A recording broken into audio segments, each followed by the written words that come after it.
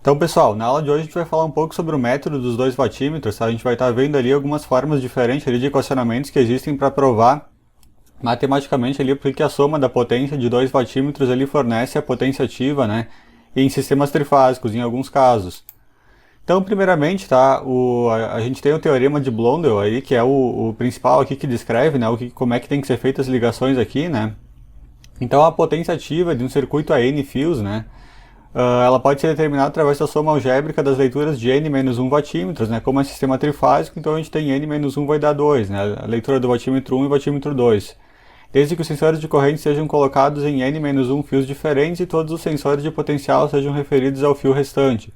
Então, não é de qualquer forma ali que a gente tem que conectar os watímetros, né? Existe um método certo ali para que a potência lida pelos dois, né? A soma algébrica da potência dos dois me dê a potência do meu circuito aqui, da minha carga.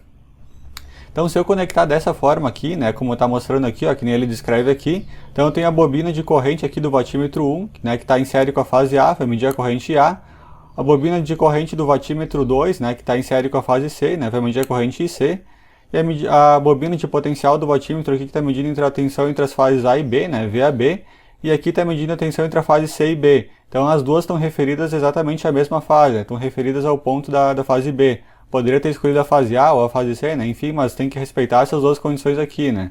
As duas bobinas de potencial têm que estar referidas aqui à mesma fase, no caso aqui a fase B.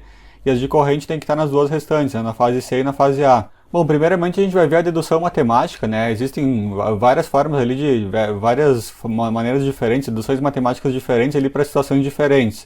Essa primeira que a gente vai ver agora é o método aqui, né, nesse exercício para carga em estrela ou em triângulo, mas apenas equilibrada. Depois a gente vai ver um equacionamento diferente só para uma carga em estrela equilibrada ou desequilibrada, e depois para triângulo, né, equilibrada ou desequilibrada. Então esse equacionamento aqui serve para carga aqui, independente de ela estar em estrela ou em triângulo aqui, mas ela tem que ser equilibrada, ou seja, ela tem que ter esse ângulo θ aqui das impedâncias iguais nas três fases, tá?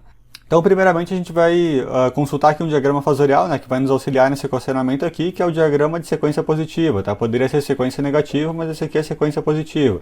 Significa que a ordem cronológica dos fasores aqui é a ordem A, B, C, né, que eles estão girando aqui no sentido anti-horário.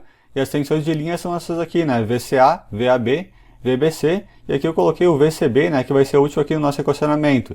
Se o VBC ele é ângulo de menos 90, né, aqui embaixo, o VBC vai ser ângulo, o VCB vai ser ângulo de 90 positivo, ele vai estar apontado 180 graus aqui defasado do VBC, tá? Então é importante aqui fixar, né, entender bem essa imagem aqui, esse posicionamento angular, para entender o equacionamento que vai ser feito aqui.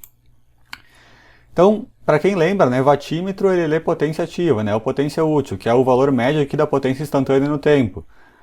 Essa potência aqui, né, pode se provar matematicamente, né, que o valor médio da potência aqui lida pelo instrumento aqui, né, sendo a potência ativa é o produto da tensão vezes a corrente vezes o cosseno da diferença angular entre a tensão e a corrente que ele está lendo.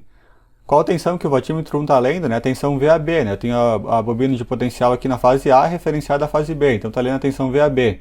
Qual a corrente que o watímetro 1 está lendo? É a corrente A, essa corrente aqui. Então, vezes a corrente A, né, que é a corrente de linha aqui do nosso sistema, tensão de linha e corrente de linha, vezes o cosseno da diferença angular entre tensão e corrente. Então, a diferença angular entre a tensão e corrente é essa expressão aqui, né, ângulo da tensão VAB menos ângulo da corrente A. Agora, se a gente olhar para o watímetro 2 aqui embaixo, o que ele está lendo? Né? O produto que ele está lendo é o produto da tensão, VCB, né? Então tensão na fase C em relação a B, vezes a corrente da fase C, né, que a bobina de corrente está na fase C, vezes o cosseno da diferença angular entre a tensão e a corrente, né? Então, ângulo da tensão VCB menos a corrente IC. Tá? Agora a gente vai ter que buscar um equacionamento aqui que defina qual que é esse ângulo aqui, né? Para ter um equacionamento genérico. Então, o que esse cara está lendo aqui? Ele está lendo uma tensão de linha, né? Que no caso da fonte aqui, se é simétrica equilibrada, né? A gente tem que supor aqui que a fonte, pelo menos que alimenta o circuito, ela é equilibrada, ou seja, ela tem as tensões iguais e defasada a 120 graus. Então, a tensão VAB é a tensão genérica de linha, né? No caso de um sistema, por exemplo, 220, 380, a tensão de linha seria 380, né? A corrente de linha IL, né, genérica aqui, né, porque a carga ela é equilibrada, nesse caso aqui, então a corrente IL é genérica. E esse cosseno aqui de θ mais 30, né? O que seria esse θ aqui? Como esse equacionamento ele serve para uma carga equilibrada, então esse ângulo θ aqui tem que ser o mesmo nas três fases da carga, né? Porque é uma carga equilibrada.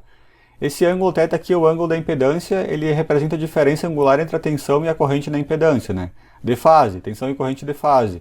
Como eu estou lendo tensão de linha aqui, né, que é a tensão VAB, né, se a gente olhar para o diagrama fasorial, a tensão VAB está 30 graus adiantada em relação à sua respectiva tensão de fase, que é o VAN. Por isso que eu tenho que colocar esse mais 30. Porque esse defasamento angular aqui tem que ser o defasamento angular total entre a tensão e a corrente.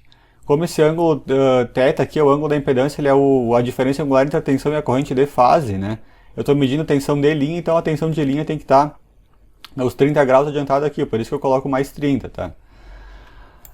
Já aqui embaixo a mesma coisa, tensão de linha vezes corrente de linha, né, que eu estou lendo aqui, só que aqui é θ menos 30, né, o θ pelo mesmo motivo, é o ângulo da impedância, né, que é equilibrado, e aqui menos 30, porque agora a tensão VCB aqui embaixo ela está atrasada 30 graus em relação à sua respectiva tensão de fase aqui, que é o VCN. Então aqui vai menos 30, tá? Isso aqui independente da sequência, se for positivo ou negativo, você ia trocar, né, aqui em cima ia ser menos, aqui embaixo ia ser mais, mas no final das contas ia dar a mesma coisa. Então, para a sequência positiva aqui ficou mais 30 e ficou menos 30. Se fosse sequência negativa, seria o contrário. Seria menos 30 aqui, mais 30 aqui embaixo. Mas o resultado final ia dar o mesmo.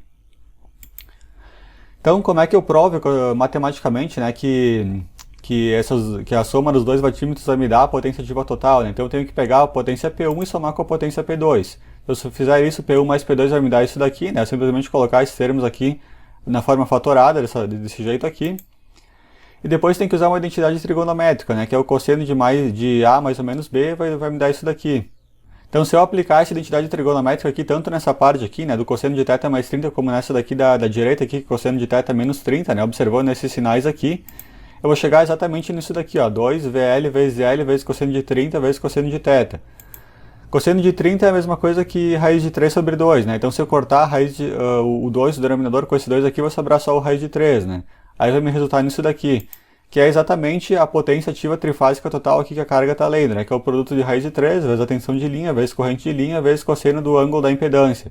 Então isso daqui, independente da carga estar ligada em triângulo ou em estrela, esse equacionamento aqui é válido, desde que a carga seja equilibrada, né? Que ela tenha a mesma corrente de linha nas três fases e que a impedância aqui, θ da carga aqui seja a mesma nas três fases, né? Equilibrada.